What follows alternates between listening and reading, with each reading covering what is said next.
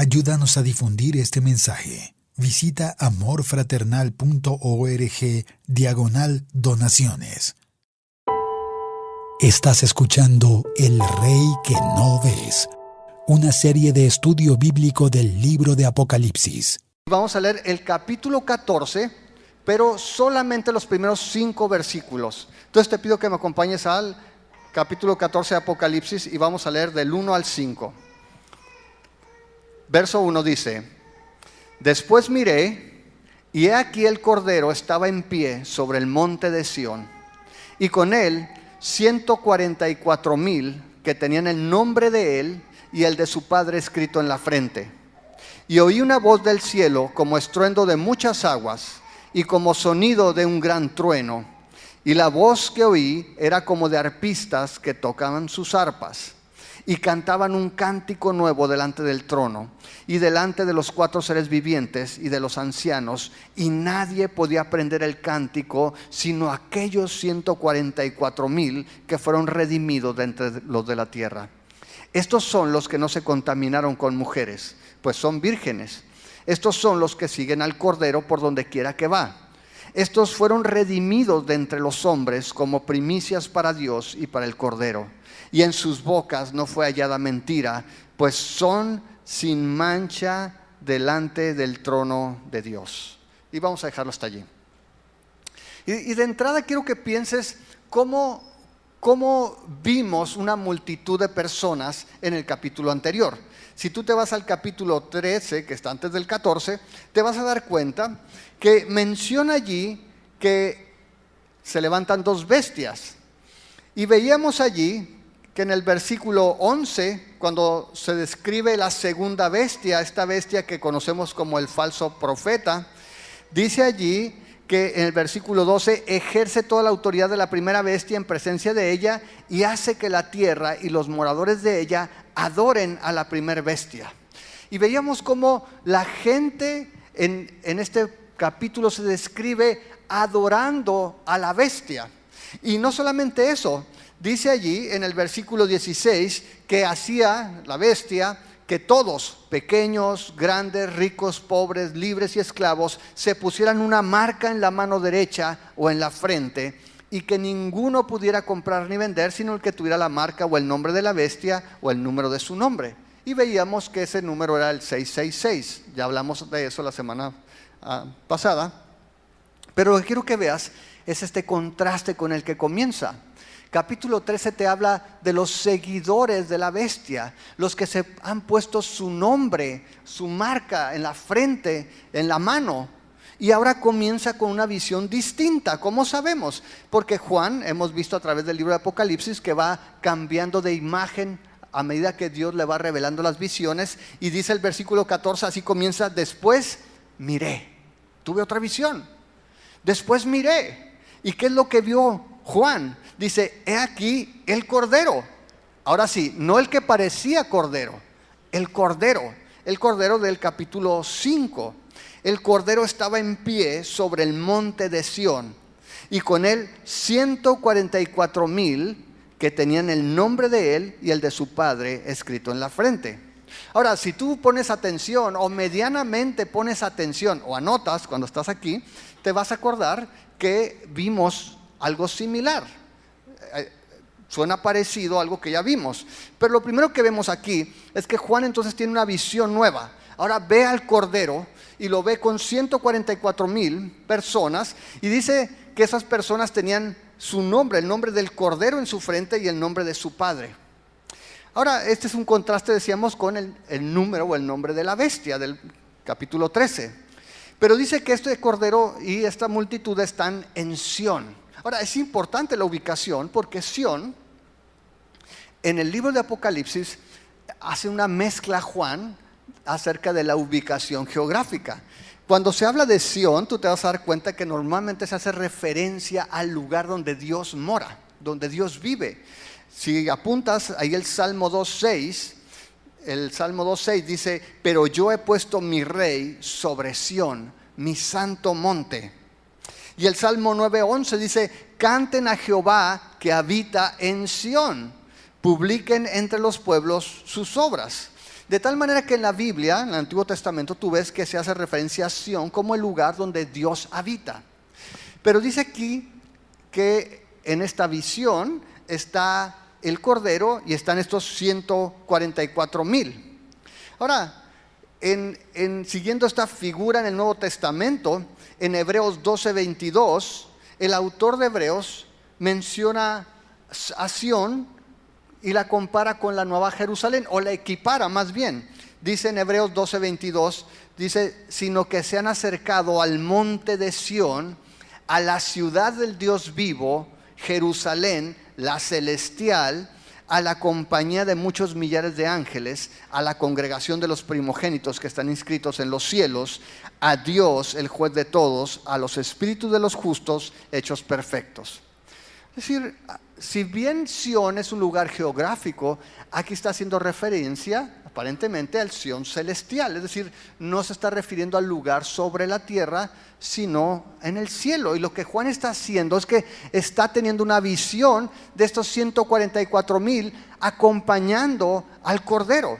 Ahora, si tú te acuerdas, o más bien, por si no te acuerdas, vamos al capítulo 5. Y en el capítulo 5...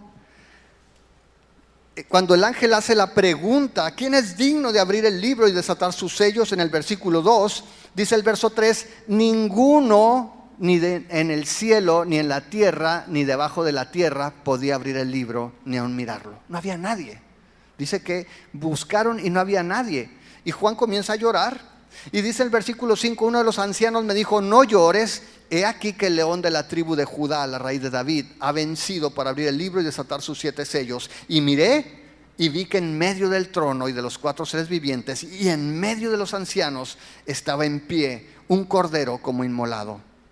Ese cordero que fue sacrificado, dice que ahora está en el lugar donde Dios mora.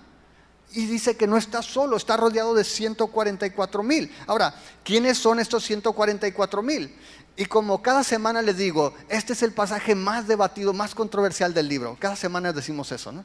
Porque cada pasaje tiene múltiples formas en que se ha interpretado a lo largo de la historia.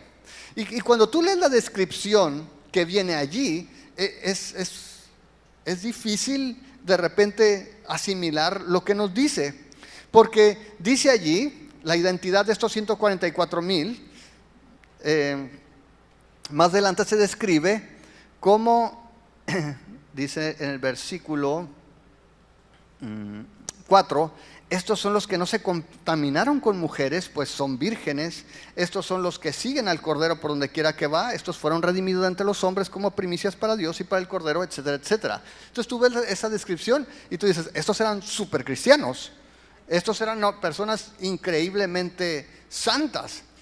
Pero tenemos que ver que si seguimos la secuencia que hemos venido estudiando de Apocalipsis, en el capítulo 7 mencionábamos a estos 144,000, o creemos que son los mismos. En Apocalipsis 7:1 dice, después de esto vi a 4 ángeles en pie sobre los 4 ángulos de la tierra, que detenían los 4 vientos de la tierra, para que no soplare viento alguno sobre la tierra, ni sobre el mar, ni sobre ningún árbol. Vi también a otro ángel que subía de donde sale el sol y tenía el sello del Dios vivo, y clamó a gran voz a los 4 ángeles a quienes se les había dado el poder de hacer daño a la tierra y al mar, diciendo, no hagan daño a la tierra, ni al mar, ni a los árboles, hasta que hayamos sellado en sus frentes, ¿a quiénes? A los siervos de nuestro Dios. Y oí el número de los sellados. ¿Cuántos eran? 144,000 sellados de todas las tribus de los hijos de Israel. Ok, y en aquel momento decíamos que se hacía este censo, este conteo, de una manera muy judía, porque se estaban usando términos militares. Tú veías en el Antiguo Testamento que cuando el pueblo de Israel se preparaba para la guerra, hacía censo y contaban los hombres. Y decían, ¿cuántos hombres para la guerra tenemos? De tal manera que aquí en el libro de Apocalipsis vemos que estos 144,000 se cuentan como si fuera un ejército. Y por eso se mencionan como si fueran de la tribu de Israel. Pero veíamos ahí en el mismo capítulo 7 que la segunda parte en esa misma visión nos describe, acuérdense, los números en Apocalipsis son símbolos y estuvimos hablando mucho de eso la semana pasada. De tal manera que cuando vemos esto, en el capítulo 7 te brincas al versículo 9 y dice, después del conteo de las 12 tribus, de 12,000 de cada una de las 12 tribus, dice el versículo 9, después de esto miré y he aquí una gran multitud, la cual nadie podía contar, de todas naciones, tribus y pueblos y lenguas que estaban ante el trono y en la presencia del Cordero, vestidos de ropas blancas y con palmas en las manos. ¿Y qué es lo que decíamos? Que los 144,000 y esta gran multitud son el mismo grupo. Arriba contados como de manera militar, como lo harían los judíos, y abajo descritos en términos del Nuevo Testamento, gente de todo pueblo, de toda lengua y de toda nación. ¿Por qué decíamos eso? Porque decíamos que 144,000 equivale a 12 por 12 por 10 por 10 por 10. Y decíamos que este número de 144 o de los 24 ancianos o de los 12 y 12 lo hemos encontrado a lo largo del libro. 12 tribus y 12 apóstoles. Esos son los 144. Por 10 son muchos, por 10 son un puño, por 10 son un chorro, no los puedo contar. Y eso es lo que está diciendo, 144,000, son muchísimos, no los podemos contar. Ahora, esas mismas personas las vemos acá. Aquí si te fijas en el capítulo 7 dice, Dios a los ángeles, no hagan daño a la tierra hasta que sean sellados. Pero acá, en el capítulo 14, nos dice Juan que estos que estaban de pie junto al Cordero tenían un sello ya, tenían el nombre del Señor en la frente, tenían escrito el nombre del Cordero y de su Padre en la frente. De tal manera entonces que vemos que estas personas tenían esa marca. Ahora, cuando hablamos de los sellos, hemos dicho que indican diferentes cosas. A lo largo de la Biblia hemos visto diferentes significados. Uno era posesión. Decíamos que a los esclavos se les marcaba en la frente para mostrar que eran tuyos, te pertenecían. Y en alguna manera sabemos que nosotros como pueblo de Dios le pertenecemos a Él. Pero también vimos en el capítulo 7 que ese sello era para protección. No hagan daño a la tierra y a las plantas hasta que sean sellados los siervos del Señor. ¿Para qué? Para protegerlos de su ira. Este sello entonces no solamente indica la posesión de estos esclavos o de estos siervos, sino también están bajo su protección de la ira de Dios. Dios los iba a guardar durante la tribulación, no del sufrimiento, sino a través del sufrimiento. Él los va a conducir a través de las aflicciones, a través de las artimañas y de la violencia con que el dragón quiere destruir a su iglesia.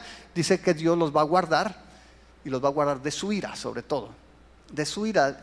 Hay algo importante, cuando tú ves en la Biblia, muchas veces las personas piensan que el juicio viene como resultado del pecado, pero lo asumen como si fuera una consecuencia natural. Pero lo que vemos aquí en la Biblia es que Dios es el que está ejecutando el juicio. Dios es el que va a ejecutar el juicio sobre la tierra, siguiendo o mostrando su carácter santo y justo. Pero también, cuando se menciona ese sello, y lo veíamos la semana pasada, decíamos que todo aquel que se dejaba poner el sello de la bestia en su frente y en su mano, también correspondía con asumir el carácter o los valores o los principios de la bestia. De la misma manera, estos siervos que llevan la marca del Señor en la frente es porque han adoptado, abrazado el mismo carácter que su Señor. Y ahorita vamos a verlo más adelante. Básicamente, lo que vemos aquí es la promesa para todos los vencedores, para todos aquellos que a pesar de la tribulación siguen al Cordero, a su Señor.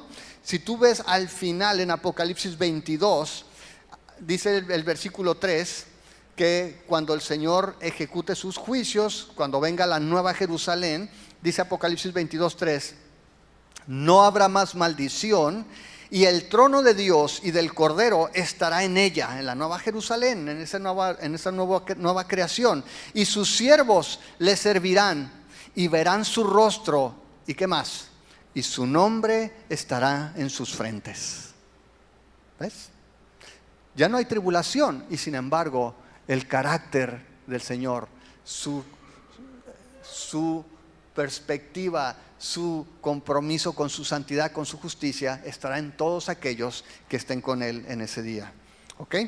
Entonces decíamos que este es un contraste básicamente con el pasaje anterior, donde los seguidores de la bestia han sido marcados con su nombre en la frente y en la mano, y aun cuando ambos sellos simbolizan propiedad y control, decíamos que el sello de la bestia no da protección.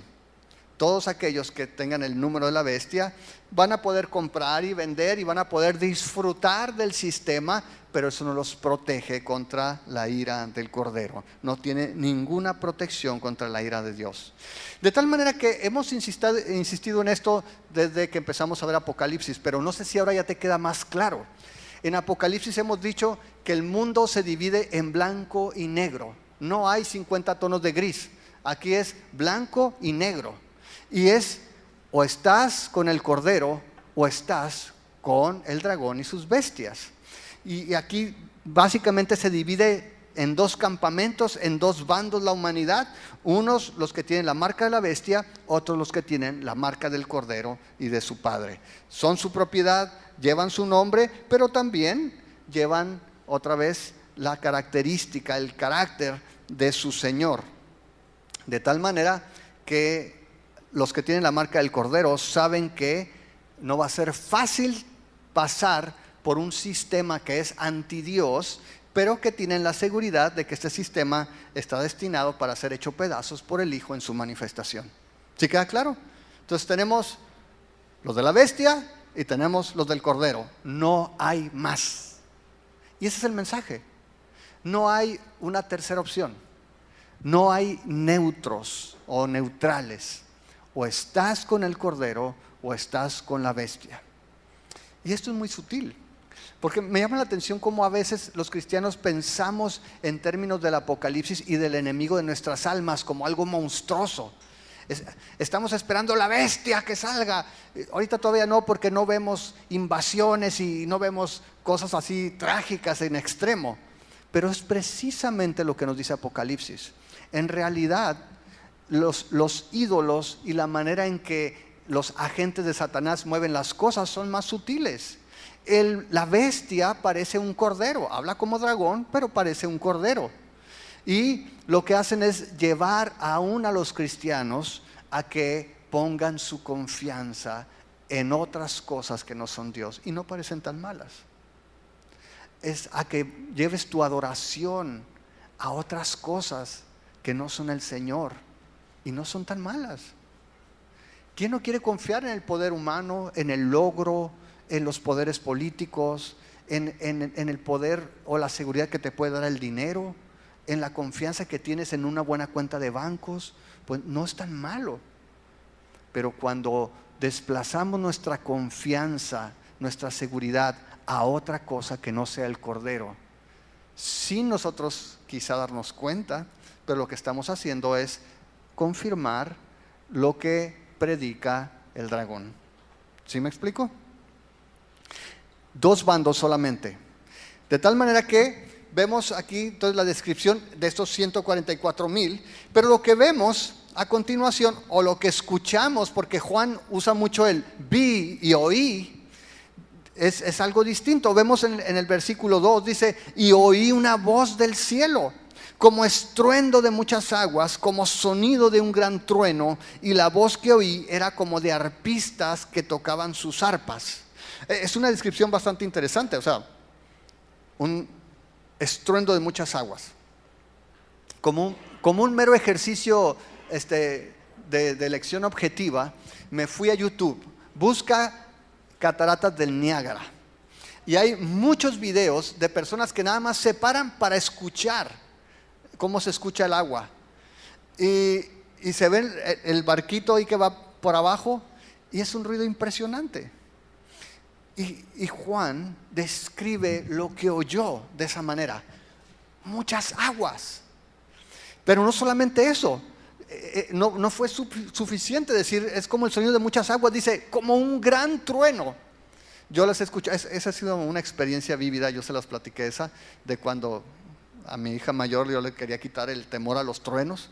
Y estábamos en medio de una tormenta ahí en nuestro departamento. Estábamos en Las Quintas, teníamos poco aquí. Era la primera hija que teníamos.